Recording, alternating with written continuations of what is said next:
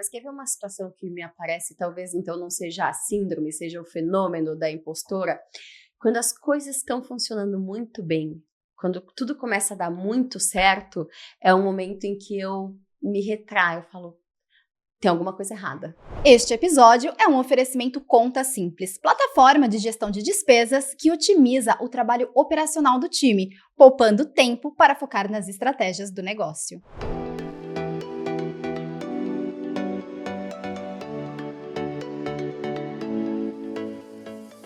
Sejam bem-vindas a mais um episódio Mulheres do Agora. Hoje eu estou acompanhada da Taeli Klauman. Ela é diretora de finanças corporativa com muitos anos de experiência, mas, como vocês sabem, como de costume, acho que ninguém melhor do que a si próprio para contar um pouco mais. Quem é ela, o que ela faz, enfim, passo a palavra para você, tá? Quem que é você? Bom, primeiro... Conta um pouco da tua história. Obrigada pelo convite, obrigada por me receberem aqui. É uma honra não só estar aqui, mas estar aqui com você, né? Sendo entrevistada por uma mulher. A gente sabe que nem sempre a gente encontra muitas de nós no mercado corporativo e no mercado de comunicação. Então, com certeza o programa vai ser uma delícia já por isso. Você falou, meu nome é Taeli Klauman, eu comecei minha carreira bastante jovem, sempre permeando áreas de finanças, planejamento financeiro, revenue management, e tentando entender como ajudar as empresas a ganhar mais dinheiro, lançar novos produtos, tanto aqui no Brasil quanto em outros países. Além da minha vida profissional também, sou mãe de outras 2 mulheres, 2 meninas, e casada já também há vários anos. Boa, e é interessante, né, você falar que é ali da área de finanças, porque é uma área que normalmente tem majoritariamente homens, né? E aí eu queria começar com uma pergunta um tanto polêmica, ou não, depende do ponto de vista, que é: quais foram ali os principais desafios que você teve durante a sua carreira sendo mulher para chegar onde você chegou hoje? Eu acho que o primeiro desafio é a falta de referência, né? Quando eu comecei, agora fazem 18 anos que eu trabalho com finanças, existiam poucas mulheres. Eu ainda tive o privilégio, numa das minhas primeiras experiências profissionais, a gerente executiva do departamento que eu trabalhava era uma mulher. E é inevitável a gente não se inspirar, né? Então, quando a gente tem a sorte de encontrar uma mulher inspiradora, forte, determinada, que está escrevendo a sua história profissional, assim como a sua história pessoal, com certeza, mesmo que não seja consciente, ajuda a gente a se manter resiliente no que a gente está perseguindo. Então esse eu acho que é um desafio que ele ainda existe, sabe, Sabrina? E além disso, eu fui mãe muito jovem. Eu fui mãe aos 24 anos de idade. E além de ter sido mãe aos 24 anos, eu tenho uma outra filha, que é a minha enteada, que ela tá com quase 20, então praticamente aos 20 anos, né, ela começou a fazer parte da minha família também. Então, esse equilíbrio ainda muito jovem entre a maternidade, a vida profissional, eu ainda muito jovem com muitos planos, né, de coisas que ainda estavam para acontecer, os estudos, é complexo, não é fácil você conseguir equilibrar tudo isso e ainda chega em casa, tem que organizar a casa, limpar a casa, gerir uma família. Então eu acho que esse é um desafio que faz parte da vida, não só das mulheres, dos homens também, mas eu acho que a maternidade é uma pitadinha de complexidade adicional que a gente tem. Boa, e como que você faz para lidar com esse desafio? Essa pergunta, a primeira vez que me fizeram ela, eu não soube responder. E aí a gente começa a colocar a cabeça para pensar um pouco sobre isso, né? Eu não sei se a minha resposta é a ideal ou a melhor, o melhor modelo, mas eu entendi que o meu balanço entre vida profissional e a vida pessoal, ele era feito de desequilíbrios. Então não é que você é a melhor mãe, a melhor CFO, a melhor estudante, a melhor esposa todos os dias. todas as semanas. Tem uma semana que você está mais focada no trabalho porque tem alguma coisa emergencial ou alguma coisa mais importante acontecendo. Tem semanas que é o aniversário de casamento, que é o aniversário do marido, que você está mais focada no casamento. Tem semanas que são seus filhos, ficou doente, tem prova na escola. Então, o que eu fui aprendendo a fazer foi, através desses desequilíbrios, ou seja, tem semana que eu vou estar mais focada em alguma coisa, mas semanas que eu vou estar mais focada em outra, você vai encontrando, né, como gerir e balancear um pouco dessa discussão. Para quem olha de fora, para quem olha do Instagram, para quem olha da mídia social, parece que tudo funciona maravilhosamente bem. Mas para quem está ali vivendo as situações, a gente sabe que tem um dia que o seu filho te liga chorando e você não pode estar em casa porque você está viajando. Tem uma reunião importante do trabalho que você não consegue entrar porque a criança está chorando atrás de você. Eu acho que o mais importante é como é que a gente vai se preparando emocionalmente para lidar com essas situações, porque elas vão acontecer, né? Sim. E com frequência. E com frequência. E quando a gente menos espera. Tá, muito interessante, assim, você ter contado um pouco, ter trazido esse seu lado pessoal, de como você vai equilibrando os pratinhos dentro do teu cenário, da tua rotina. Mas agora eu queria entrar um pouco na sua rotina profissional mesmo, assim, você é uma mulher de liderança, hoje você tá na Conta Simples, então conta para as mulheres, para nossa audiência, como que funciona ali o teu dia a dia? O que você faz dentro da Conta Simples? E aí depois a gente vai conversando mais sobre liderança, enfim. Bom, as áreas que ficam dentro da estrutura que eu apoio hoje na Conta Simples são todo o espectro financeiro, então contas a pagar, a receber, a tesouraria, a controladoria, e aí tem toda a parte estratégica de finanças também. Tem as áreas jurídicas, que é comum a gente encontrar na cadeira de um CFO, então como a Conta Simples ali é uma fintech mais conectada ao mundo do banco digital, tem o compliance, tem o jurídico convencional, tem a prevenção à lavagem de dinheiro, tem a área de riscos e tem a área de crédito, que inclusive para mim é um desafio novo que chegou junto com o desafio da Conta Simples. Então, só quando a gente olha para esse espectro de discussões, elas vão das discussões mais analíticas até relacionamento com o cliente. Então, é um mundo em que a gente também precisa entender o que é a prioridade da companhia e como alocar o nosso tempo. Então, o que eu tento fazer na Conta Simples, o primeiro é tentar conectar o que está acontecendo em cada uma dessas áreas com o que está acontecendo no negócio, para que eu consiga, né, ser um elo de entendimento dos meus times de onde colocar mais foco, né? O que de fato é uma prioridade para a companhia naquele momento.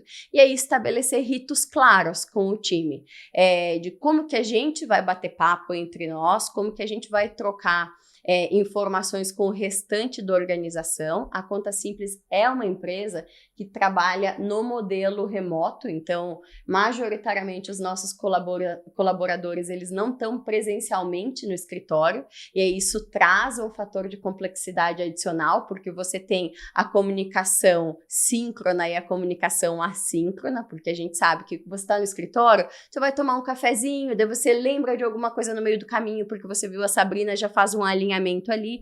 Quando você está trabalhando a partir de um ambiente remoto, tem que ser tudo mais bem planejado, porque a chance de você esquecer alguma discussão no meio do caminho ela é grande. Então, eu tento equilibrar entre essas duas coisas, conectar a visão de negócio, o mapeamento dos drivers estratégicos com os ritos que eu tenho com o meu time e com os outros times, porque eu acho que aí vai fluindo um alinhamento mais natural sobre o que precisa ser feito, sobre potenciais problemas, riscos e também as oportunidades da empresa. Sim, mas é um potencial não, é um desafio fazer isso. Desafio. E como que você faz? Infelizmente, a resposta, ela não é a mais confortável do mundo, né? Como eu faço? É um ambiente que você está conectado o tempo inteiro, né? Então, primeira coisa, conectada, antigamente a gente reclamava que recebia muito e-mail. Alguém que está assistindo a gente deve ser da minha época, em que a gente falava, nossa, minha caixa de e-mail tá cheia. Hoje em dia a gente reclama pouco sobre o e-mail, porque o e-mail virou WhatsApp, o e-mail virou Slack, né? O e-mail virou a ligação, então tem muito muitos canais de comunicação diferentes. Então, o que eu tento fazer é, primeiro, entender qual o canal que funciona melhor com o público que eu estou funcionando. Então, é uma comunicação assíncrona, vou prezar pela ferramenta da companhia. No caso da Conta Simples, a gente usa Slack, mas tem várias outras, né?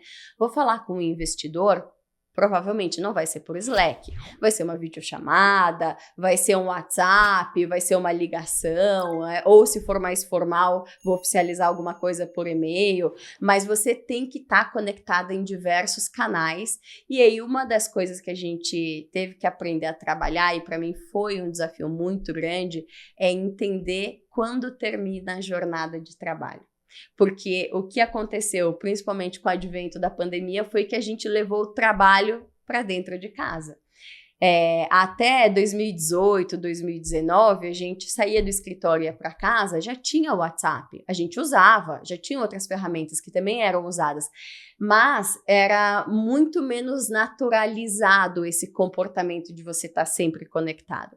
Então, isso é algo que eu presto bastante atenção, Sabrina, porque se a gente não prestar atenção, quando você vê, você está jantando com seu marido, conectada respondendo um e-mail do trabalho, ou um WhatsApp que chegou ali. Então, eu tento sim ficar o máximo conectada possível, mas prestando muita atenção quais são os horários e quais são as rotinas que eu tô, né, criando também com a minha família, porque senão a gente só trabalha. Não, super, e aí de repente tem um burnout, não à toa que quando o modelo de trabalho remoto veio a pandemia, várias empresas precisaram adotar, o percentual de burnout foi, assim, estrondoso. Eu não lembro agora especificamente qual que foi, mas eu lembro que subiu muito.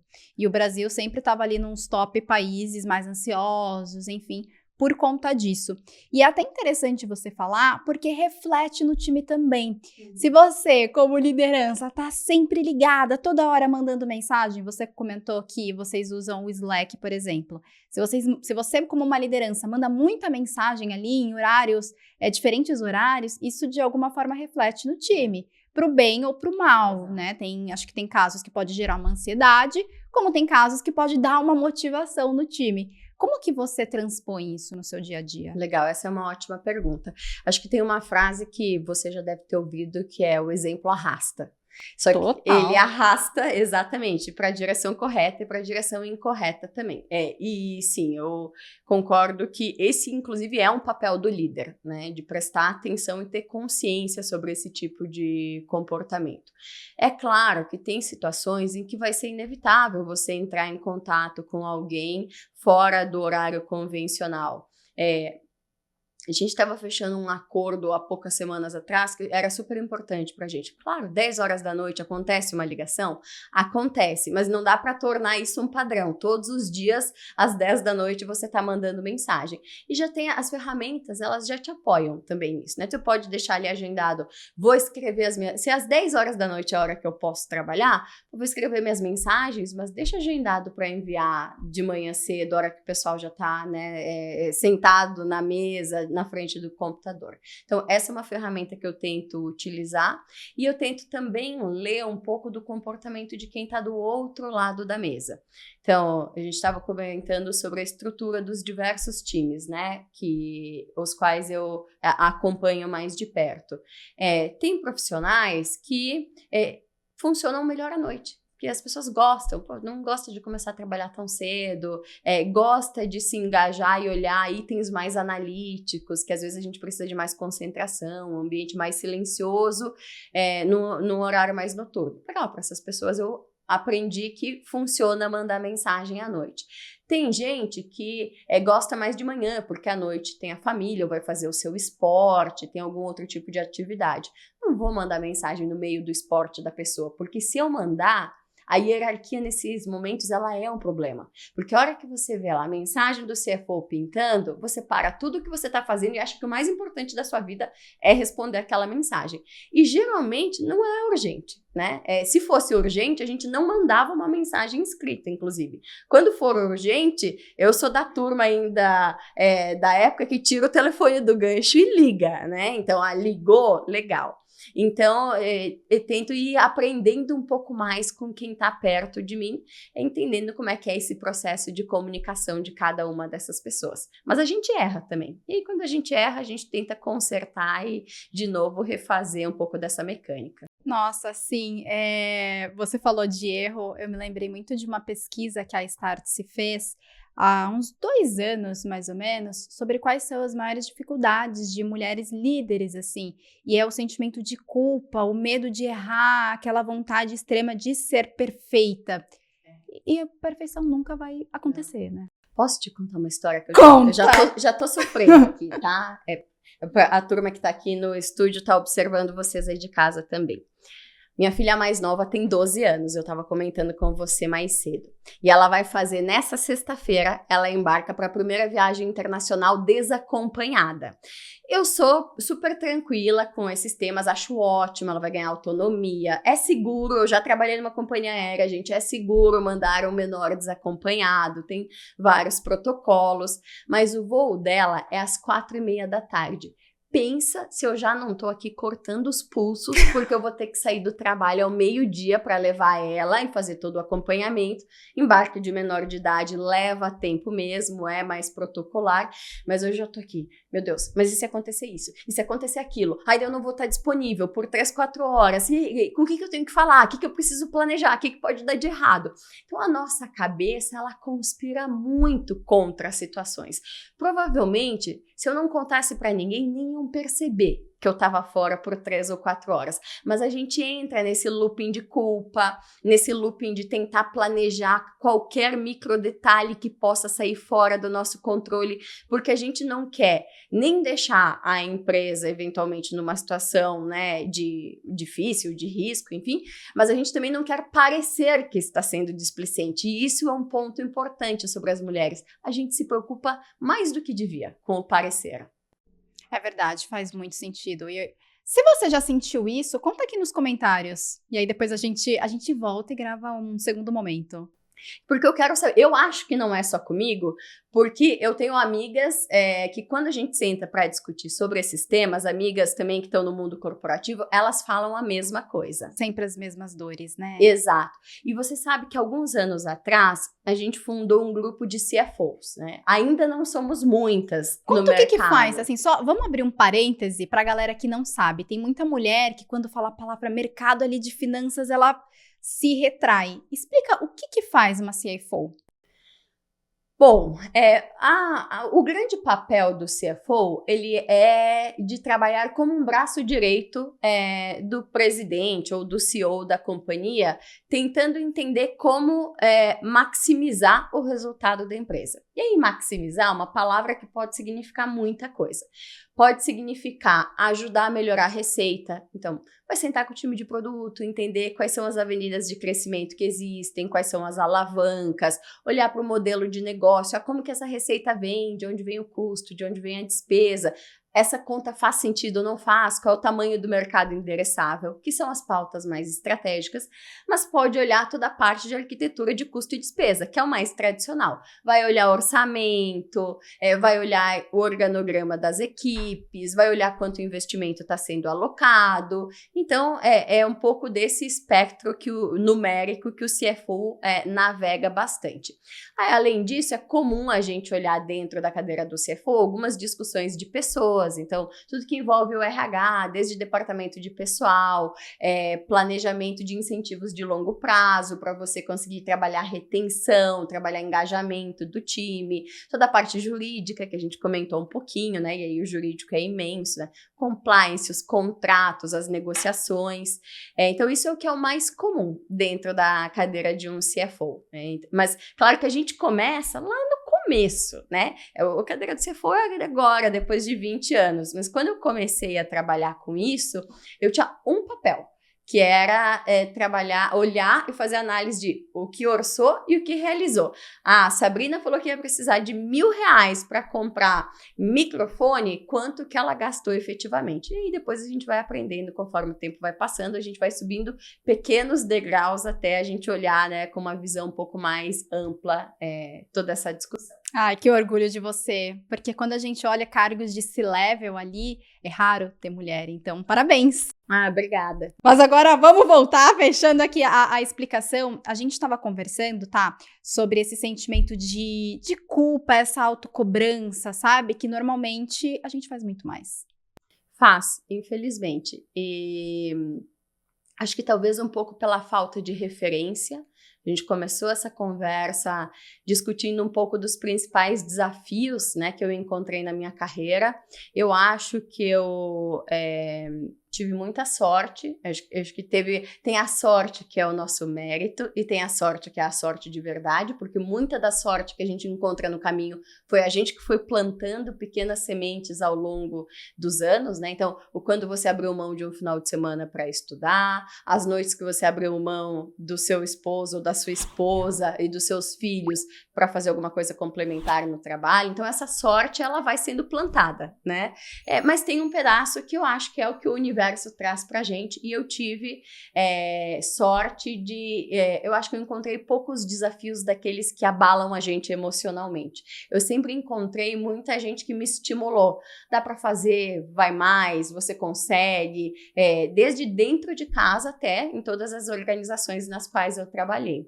Inclusive, eu trabalhei 16 anos no mercado tradicional, Sabrina. Então, empresas de grande porte, multinacionais, globais, e que ele é um mercado muito mais estável do que o mercado de startup, e vocês conhecem isso muito bem, né?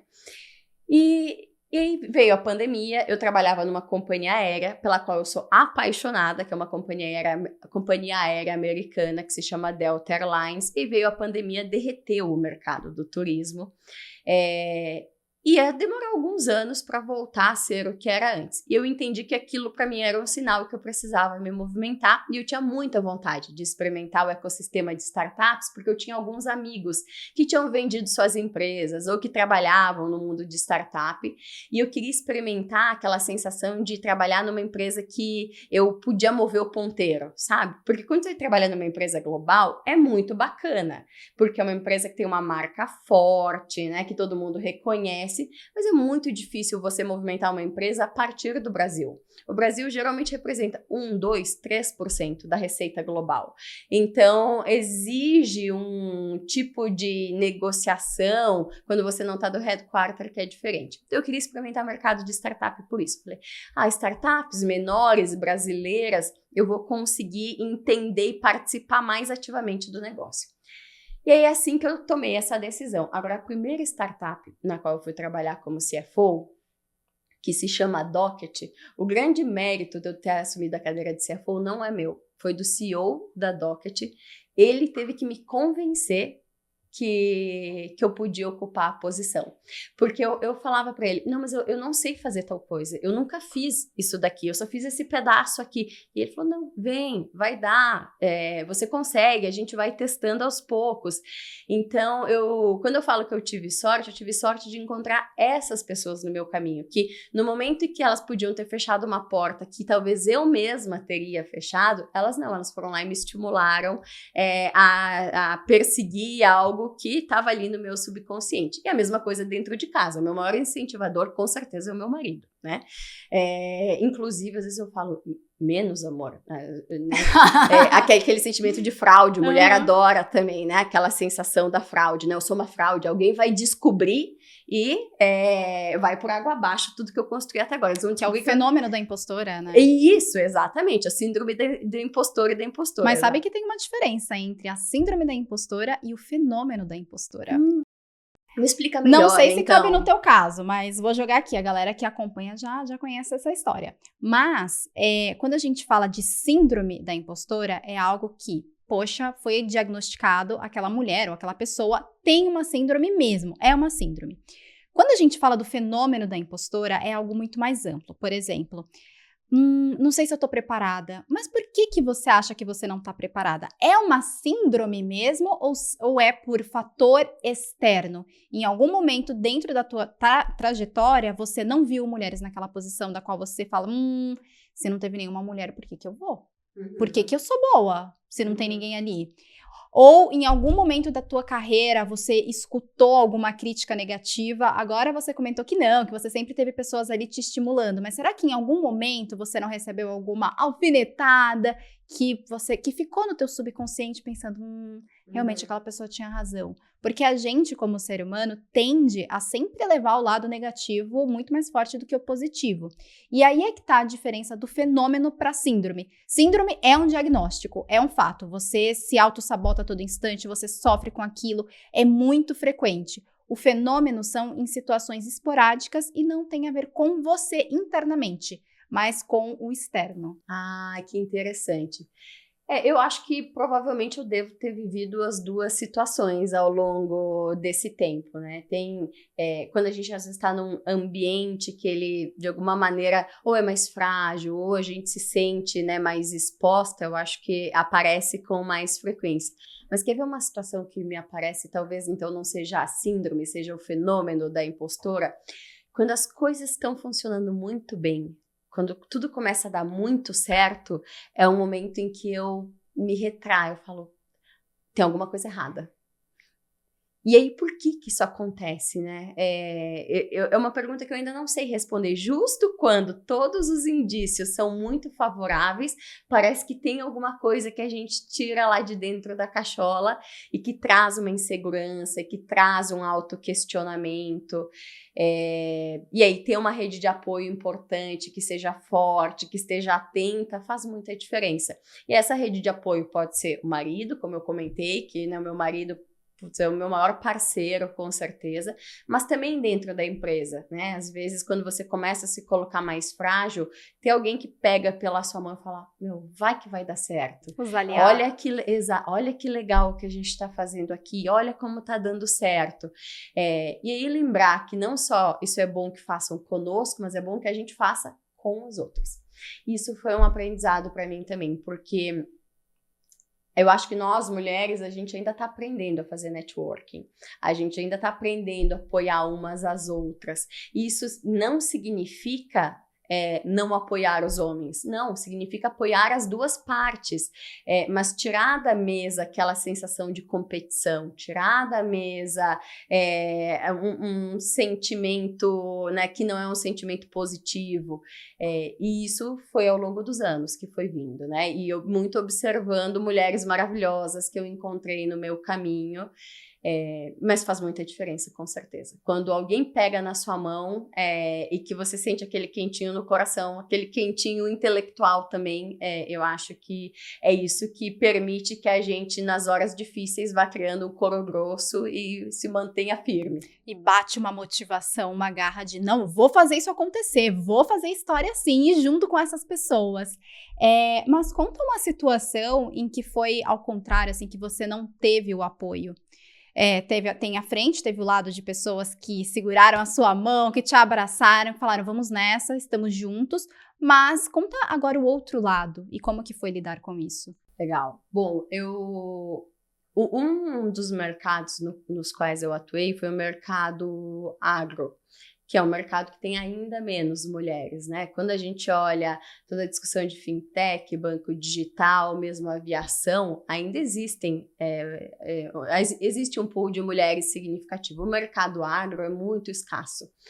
E aí, quando eu fui trabalhar no mercado agro, eu fiquei 4 anos trabalhando lá. E é uma experiência super bacana, porque o mercado agrícola no Brasil é gigantesco, né? Agro responde por 30%, 35% do PIB. Então, é um mercado que o Brasil é protagonista, o Brasil é disruptivo, então é muito bacana estar inserido numa discussão dessas. Mas eu fiquei doente durante o processo que eu estava lá. Eu tive uma doença rara, autoimune, e que, então, além de me fragilizar emocionalmente, me fragilizou fisicamente também, né? E ali foi um momento em que eu acho que essa fragilidade, somada à dose de culpa por que eu fiquei doente? Poxa, eu fiquei doente logo depois de entrar na empresa, faziam assim 9 ou 10 meses.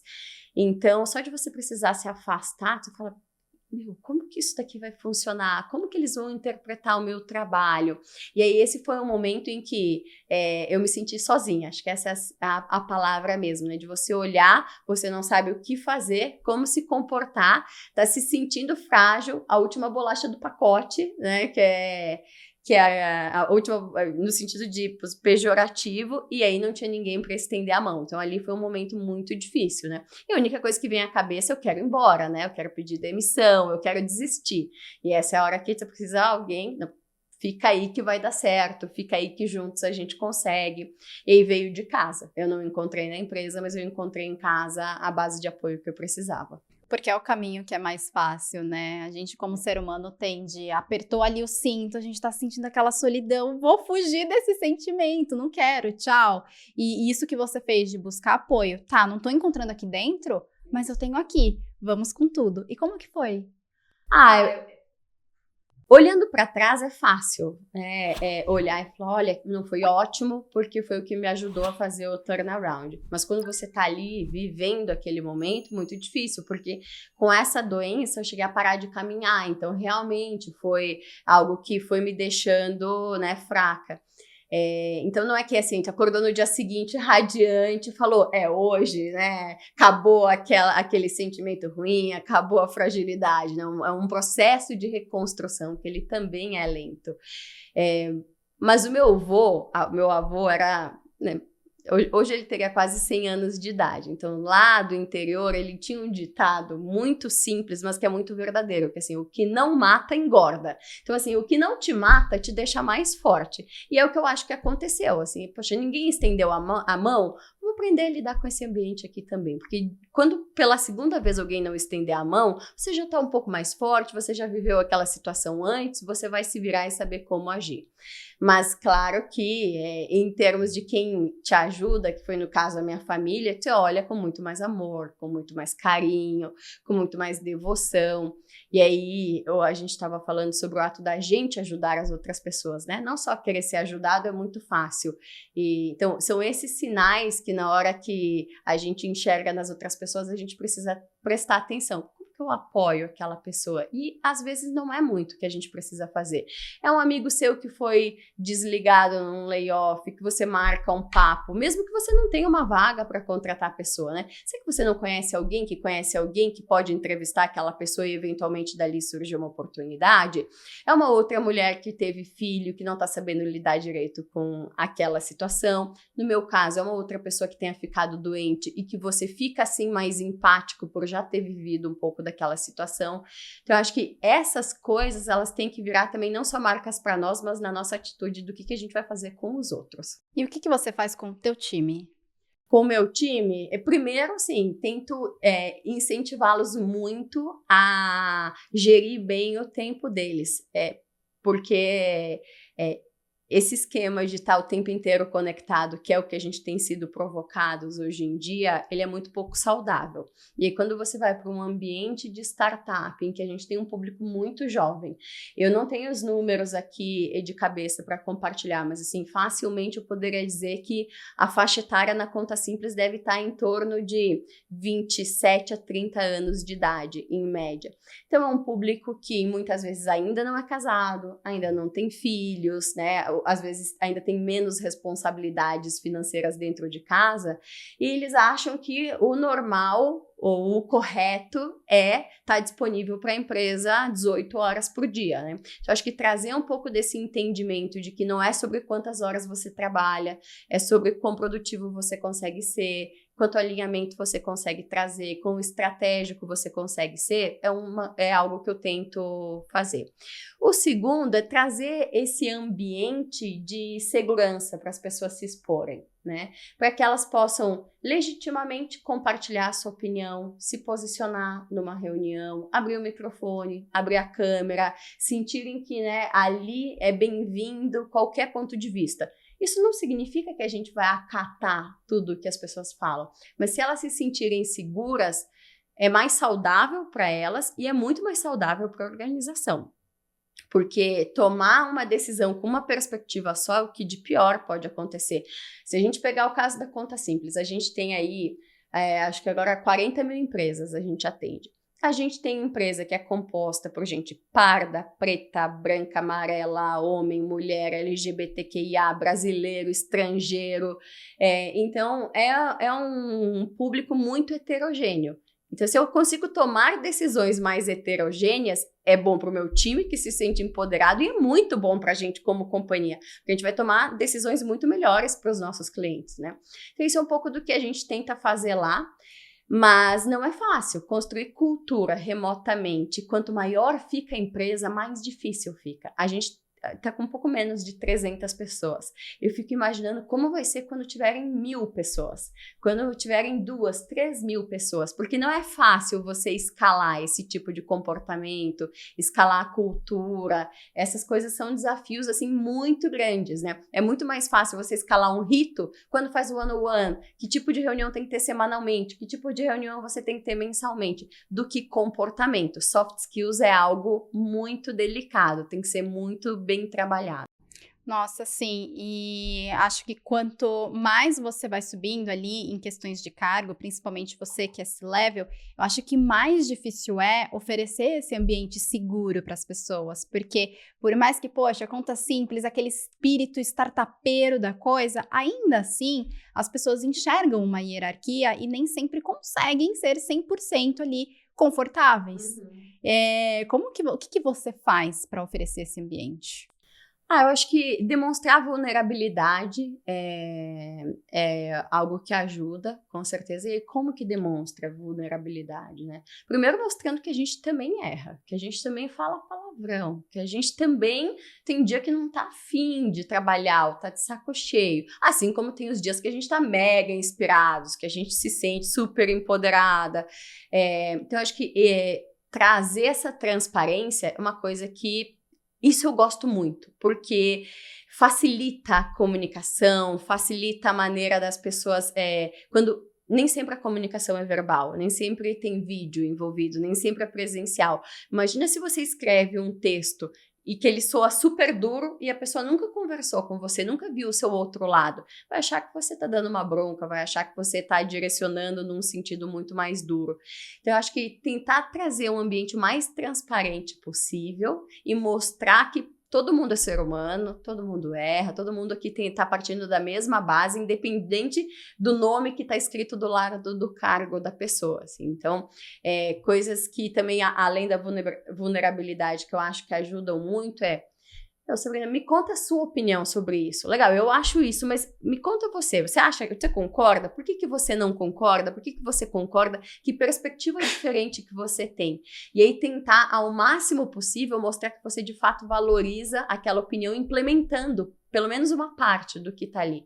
Porque aí as pessoas vão se sentindo de fato, né, mais engajadas com manifestar a sua opinião. Maravilha. E eu anotei aqui para não esquecer, você comentou também sobre a importância ali de mostrar para o time. Não precisa ficar ligado 24 horas, não é sobre tempo, é sobre produtividade.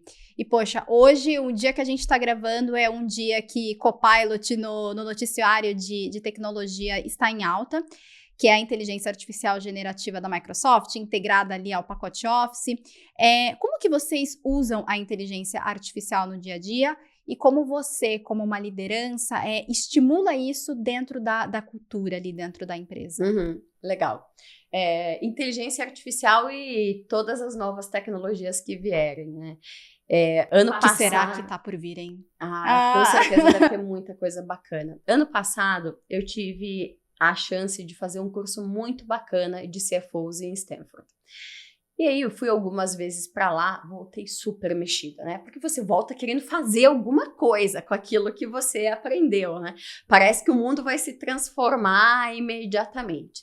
E eu voltei desconfortável, eu queria colocar a inteligência artificial no meio. E aí, claro, tem coisas que já são mais reais, mais palpáveis, e tem coisas que estão em teste. Então, quando a gente olha para esse mundo de banco digital, tem desde um chatbot de atendimento para a gente conseguir personalizar um pouco mais o atendimento. Por quê? Porque Sabrina gosta de ser atendida de uma maneira, num tom de voz, né? Com um grau de intimidade específico.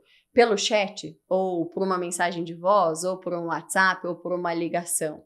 O Joãozinho, ele vai gostar de ser atendido de outra maneira. Ele gosta que vá mais direto ao ponto, já coloca a fatura dele ali, coloca o número dele ali, o quanto ele tem que pagar e como é que ele faz o Pix. Então, isso, a inteligência artificial, ela é muito bacana, porque ela vai ajudando a gente nesse processo da ultra customização ao cliente. Capacidade de entender cada cliente na sua individualidade. Então, isso é algo que eu gosto muito. O segundo é assim, a gente trabalha com máquina de crédito, né? E crédito é algo que a gente tem que tomar muito cuidado, porque não é sobre dar crédito, é sobre receber ele de volta, né? Essa brincadeira. Então, não só sobre inadimplência, mas é como que funciona o comportamento de cada um dos clientes. A gente atende o mercado B2B. Em que indústria o cliente opera? Como essa indústria está performando? Qual o porte desse cliente? Qual que é o histórico dele? Então, tem coisas que o motor de crédito ele já estava habituado a lidar com as informações. Agora, a inteligência artificial, principalmente a generativa, ela pode ir aprendendo com o comportamento real-time do cliente e ir melhorando esse motor de crédito também real-time. Então, isso esse perfil novo de não ter que ter um ser humano condensando um monte de dados, que daí já não é real time, né? Para fazer algum tipo de análise e gerar alguma transformação, mudou, né? Então, porque agora é isso, é muito mais instantâneo. E além disso, tem vários outros elos, né? Quando a gente olha para o mundo digital, fraude, então também tem toda a inteligência artificial voltada a isso, porque assim como evolui a tecnologia para o lado do bem, tem a tecnologia para o lado do mal que também evolui. Então, como é que a gente pode usar ela a nosso favor? Para que eu consiga interpretar que a Startse realmente é Startse, que não é uma outra empresa, não é uma outra pessoa tentando pegar a sua informação, tentando pegar o seu dinheiro, tentando utilizar, né, de alguma coisa que esteja ali dentro do ecossistema de vocês. Então, a gente vem tentando usar a IA em vários aspectos. Mas eu tenho certeza que tem muito mais oportunidade ainda que a gente vai explorar nos próximos anos. E a tendência é que ela torne a jornada muito mais leve, mais suave, mais automática, sem dor, assim. Esse negócio de eu entrar no aplicativo com liveness, com internet banking, com o token do não sei o que, com o que vem pelo e-mail, com o que vem pelo telefone, com alguém que liga para autenticar. Então, eu acho que isso, em algum momento, a gente vai conseguir resolver essa sensação de que é complexo, porque hoje, como ser humano, a gente ainda tem essa sensação. É muito complexo, eu tenho que ter muitos devices, eu tenho que ter muitas esferas de segurança para que eu consiga fazer tudo o que é necessário. Total. E a gente tá chegando no finalzinho do podcast e antes de a gente entrar na parte dos nossos quadros fixos, você falou nossa, eu ficaria aqui horas escutando você falando de AI. Então lista 3 top tendências que você acredita que virão de inteligência artificial para o mercado de finanças. Sei que você já deu uma pincelada aí, já contou um pouco, mas se aprofunda um pouco mais. Bom, acho que eu vou acabar sendo um pouco repetitiva pela minha paixão pelos temas, mas eu acho que essa discussão da ultra customização é algo que realmente veio para ficar. Então, é a gente olhar para o nosso cliente, seja B2B ou B2C, e conseguir, seja um processo de comunicação ou produtização do jeito que ele quer e não mais do jeito que eu, empresa, quero. Então, isso é algo que eu acho que é super importante, inclusive. Como boa financeira, a gente usa bastante Excel, né? Não conheço nenhum financeiro que deixou de usar Excel, nem empresas trilhardárias. Por que a gente sai do Excel para mandar uma mensagem sobre o orçamento pelo Slack, pelo WhatsApp ou por qualquer outra ferramenta? Então, tem um processo de ultra customização no sentido do que o cliente quer, mas também no sentido de facilitar um pouco esse processo de discussão. Então, acho que essa é uma tendência importante. Acho que uma outra tendência importante da inteligência artificial é permitir que o cliente construa a sua jornada dentro dos produtos do jeito que ele quiser. Então, tem um ponto que a gente ainda não tem na Conta Simples, mas que a gente vem estudando, eu já vi algumas startups que tem. Eu vou, por exemplo, ter um ERP. Por que eu preciso seguir primeiro o módulo 1, depois o 2, depois o 3, depois o 4? E se a minha esteira fosse o contrário? E se funciona melhor na minha empresa, né, de cabeça para baixo, ao invés da esquerda para a direita? Então, esse tipo de flexibilidade, eu venho observando que a inteligência artificial já começou a trazer, acho que ainda está bem no começo, mas acho que também é uma tendência, porque cada organização funciona de uma maneira diferente. E aí, em terceiro, aqui eu citei o caso do modelo de crédito, mas poderia ser implementado em várias organizações, que é começar a usar uma IA mais generativa como um modelo preditivo, para que ela te conte um pouco o que você devia esperar do comportamento do seu cliente. Quando eu estava na aviação, e faz um tempo, já fazem 4 anos que eu saí da aviação, mas a gente já usava inteligência artificial lá, e era muito legal, porque comportamento de compra de passagem aérea, nossa, é super diferente, porque tem lugar que você viaja que é o público corporativo, tem mercado que é público lazer, tem gente que vai ficar 2, 3 dias, gente que vai ficar 1 mês, tem pessoas que não voltam mais, tem executiva, tem econômica, o avião você vende um pouquinho no começo, quando você abre o voo, depois você vende na metade, depois você vende no dia do embarque. Então, a inteligência artificial, ela consegue te ajudar a gerir melhor o seu negócio. Legal, vai ter eu gosto muito de jogar tênis, você gosta de algum esporte? Ai, nossa, não. Ai, que vergonha! Ai, eu adoro. Eu fui atleta, inclusive profissional. Esse foi meu primeiro Olha, emprego. o rostinho da Jéssica, nossa editora de vídeo, porque eu preciso fazer algum esporte, assim, eu estou muito sedentária.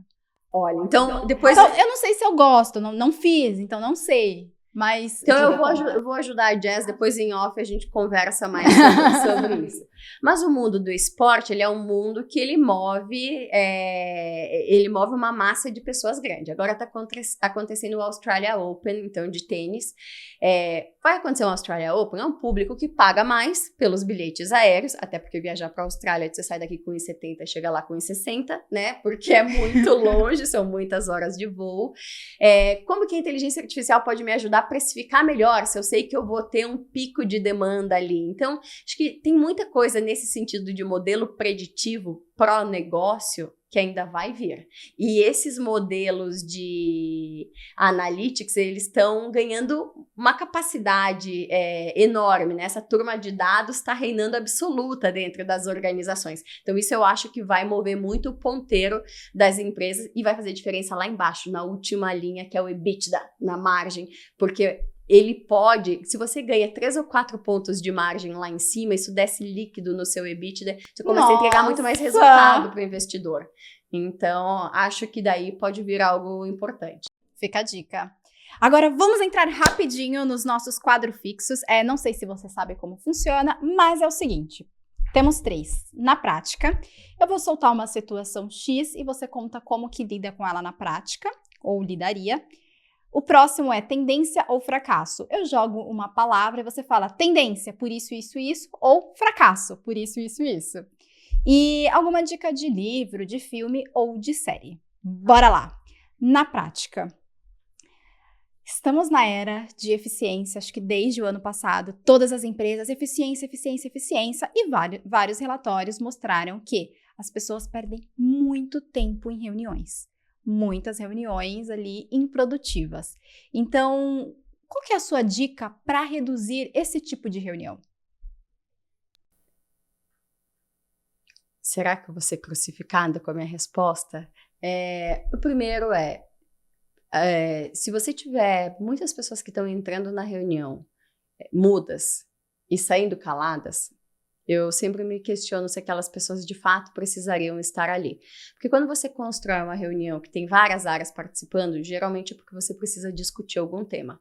Então, quem entra e sai sem se manifestar, será que aquele tempo foi bem investido daquela pessoa? E uma coisa que eu faço, o pessoal não gosta que eu faça isso, tá, Sabrina? Mas eu faço às vezes.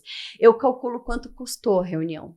Tem 20 pessoas, pega o salário médio ali e calcula quanto custou aquela reunião para ver se de fato ela foi efetiva. Porque existe um movimento pós-pandemia me inclui nessa, coloca mais o fulano, mais o ciclano, e muitas vezes é muito necessário, porque você precisa às vezes de muitas áreas envolvidas para fazer um determinado alinhamento, mas muitas vezes não é tão necessário. Então eu acho que esse devia ser um papel de todo mundo, ficar de olho se todo mundo que está ali de fato fato precisaria participar daquela reunião. E o segundo é uma reunião que podia ser um e-mail, que seja um e-mail, né? Que seja uma comunicação assíncrona para poupar um pouco o tempo da turma, porque o que acontece muitas vezes, me diz se já aconteceu com você, tu termina um dia, aí tu olha a sua agenda e tu fala, eu fiz 10 reuniões hoje, não trabalhei. Quando eu me pego falando isso, eu falo assim, gente, eu não trabalhei nada hoje, só fiz reunião. Porque cada reunião que você entra, eu culpada, prometo alguma coisa para alguém. Tá bom, então vamos ver isso, vamos ver essa estratégia, vamos ver esse produto, vou falar com tal investidor, vou chamar um cliente para participar de um teste aqui. Terminou o dia, você já nem lembra o que você prometeu na primeira reunião, né? Então, ao mesmo tempo em que a gente fala, uau, fiz 10 reuniões, vários alinhamentos, várias coisas bacanas, tô super produtiva, mais ou menos. Porque pode ser que você tenha que fazer de novo a mesma reunião, porque você esqueceu o que tinha que ser endereçado. Então, o meu conselho, que não é o melhor dos mundos, primeiro é ficar atento se realmente as pessoas que precisam estão sendo envolvidas, o que puder ser assíncrono, que seja um e-mail, um documento, um Notion. Hoje em dia tem, agora eu estou jovem, eu estou aprendendo a usar essas plataformas. E fazer sempre essa autorreflexão. Terminou o dia, eu gerenciei a minha agenda da melhor maneira possível, não gerenciei, o que daqui eu não teria participado? Ah, disso e disso, tá bom, na próxima vez deixa eu me demitir dessa reunião. Anotei sua dica. Já vou seguir a partir de amanhã. Você é muito das finanças, né? Eu raramente estendo essa parte do quadro, mas, poxa, você falou algo aqui muito interessante, que é o cálculo da reunião. Como que esse cálculo é feito? Conta de padaria, ou você pega lá o valor médio do salário das pessoas, né? O custo médio do salário das pessoas é 10 mil reais, tem 20 pessoas, quanto tempo durou a reunião? Então, tempo da reunião, número de horas que trabalha por mês, quantas pessoas estão ali naquela reunião, para ver se até o retorno do investimento daquela reunião está valendo a pena. Boa! E só pegando também o gancho de algo que você disse poxa, a gente fez reunião, teve muita gente que ficou quietinha ali. Será que aquela pessoa deveria estar ali mesmo ou não? Mas tem o time também, tem o perfil de pessoas que são mais introvertidas, que elas entram, elas captam, elas entendem tudo que tá rolando, são muito ágeis para isso, mas se sentem mais tímidas de falar. Só que na hora de colocar a mão na massa, de fazer, elas fazem. Então, como que você mede isso? E é super difícil esse ponto, porque, por exemplo, eu sou uma pessoa mais comunicativa. Mas tem aquele ato que a gente discutiu mais no início desse papo, que é entender o processo de comunicação de cada uma dessas pessoas. O que acontece muitas vezes? A pessoa ela não se manifesta pelo microfone, mas ela abre a ferramenta do chat e escreve para você, olha, não concordei com isso, por isso, por isso, por isso, acho que tem uma ferramenta melhor, acho que tem uma decisão melhor. E aí todo o processo de comunicação ele é válido. O que não pode acontecer é a pessoa ouvir, discordar ou ter uma ideia melhor ou mapear uma oportunidade maior, não falar nada por nenhuma mecânica e depois alguma coisa lá na frente, né, acontecer diferente do que foi discutido na reunião. Então, acho que é difícil para quem tem um perfil mais introspectivo, porque, infelizmente, essa dinâmica nova do mundo remoto, ele exige que se exponha mais por algum desses canais, mas eu acho que existem processos de comunicação tão variados, tem o one-on-one com a sua liderança, tem uma reunião que é mais petit comité, tem reuniões maiores, e geralmente essas pessoas, elas são mais introspectivas em reuniões maiores, então também tem que saber ler, poxa, a Taeli funciona melhor numa reunião de 2 ou 3 pessoas, deixa eu chamar ela para esse tipo de reunião. Não adianta eu exigir que ela se manifeste numa reunião com 40 pessoas conectadas, porque fica constrangido, às vezes não quer nem que veja qual que é o fundo da sua casa, né? Tem desde coisas banais até o jeito da pessoa mesmo querer ou não querer se expor.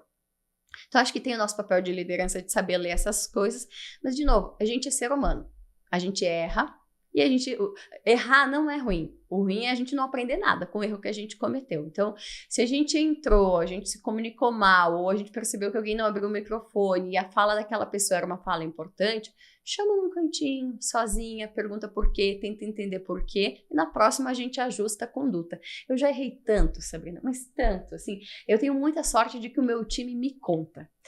Porque, assim, se fosse depender só do meu estado de comportamento e atitude convencional, provavelmente eu teria criado muitas barreiras ao longo da minha carreira.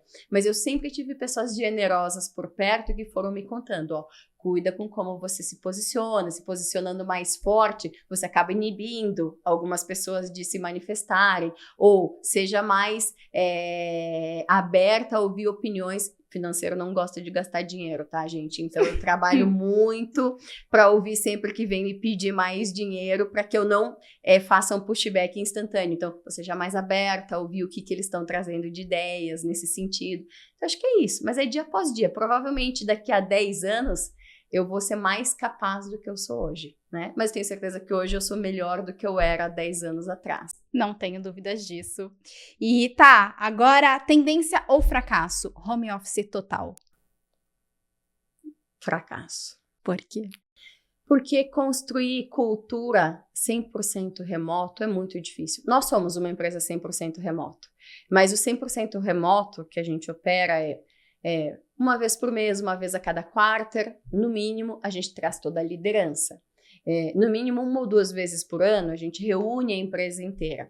Então, ele é um 100% remoto, mas não cravado na pedra. A gente, sim, traz as pessoas para perto.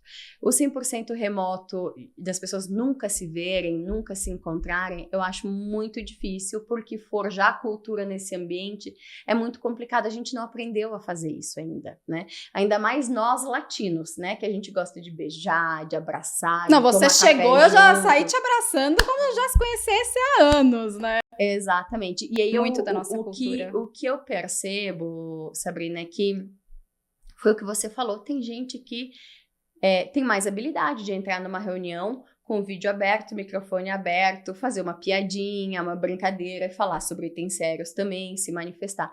Tem pessoas que têm muito mais dificuldade. Então, esse ambiente do 100% remoto, ele é muito mais duro para essas pessoas. Porque quando você tem um ambiente em que as pessoas se encontram fisicamente, a sua marca, vou falar sobre a Sabrina. Eu cheguei aqui, ela me abraçou, me mostrou o estúdio, me contou como as coisas funcionam. Então, eu fui impactada pela luz do estúdio, pela decoração, pelo seu tom de voz, pela maneira carinhosa como você me recebeu, além do que você falou.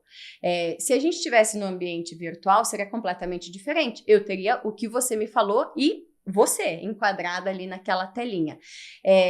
Então, é mais difícil. A maneira como a gente impacta é mais difícil. E é isso, mesmo que seja inconscientemente, impacta na avaliação de desempenho, impacta na sua construção e avaliação dos seus pares. Então, eu acho que a gente ainda está num processo de aprendizado. Então, por isso que, por enquanto, eu acho que é um fracasso 100% remoto. Boa. E pra gente fechar, qual que é a tua dica de livro, de filme ou de série? Legal, sou muito ruim com o nome de série, de filme, porque quem comanda o controle remoto na minha casa é o meu marido, eu só assisto, mas sobre livros, assim, é um pouco clichê, mas eu gosto muito dos livros do Jim Collins, porque ele traz esse ambiente de teste, né? Então, poxa, vamos testar com várias balas de prata até a gente encontrar onde tem um nicho de mercado, onde tem um produto que a gente pode investir com mais profundidade. E isso é algo que no mercado corporativo é muito presente, né? Não dá para você pegar toda a sua grana e colocar num produto só, porque pode dar errado. Então, isso é algo que a gente tenta fazer bastante. E aí, sobre filmes e séries, eu gosto muito das séries e dos filmes mais documentais, que contem um pouco, né, da história aí, ou das empresas, ou das pessoas. Então, prometo depois fazer uma listinha com os nomes corretos, mas eu gosto muito de ir nessa linha, porque sempre tem alguma coisa que a gente aprende ali, e aí fica com a cuca mais leve para pensar, né, e nada que seja assim muito teórico e muito metódico. Maravilha. Thaeli, muito obrigada, eu acho que é isso. Tem alguma coisa que eu não perguntei e você acha que é relevante falar? Não, acho que foi uma delícia de papo. Queria agradecer você, Startse, de novo pelo convite. E aí, acho que a principal mensagem que a gente discutiu hoje aqui, assim, muitas vezes a gente se sente sozinho na jornada profissional, a importância de procurar uma rede de apoio, seja dentro de casa, nas amizades, profissionalmente. Tem tanta gente bacana pronta para ajudar, aconselhar e trazer palavras de carinho, mas muitas vezes a gente não sabe pedir. Então, assim, acho que se despir um pouco dessa sensação de que a gente tem que ser perfeito e ir pra rua mesmo pedir ajuda. Vamos juntas. Muito obrigada, tá? Obrigada. E até a próxima semana.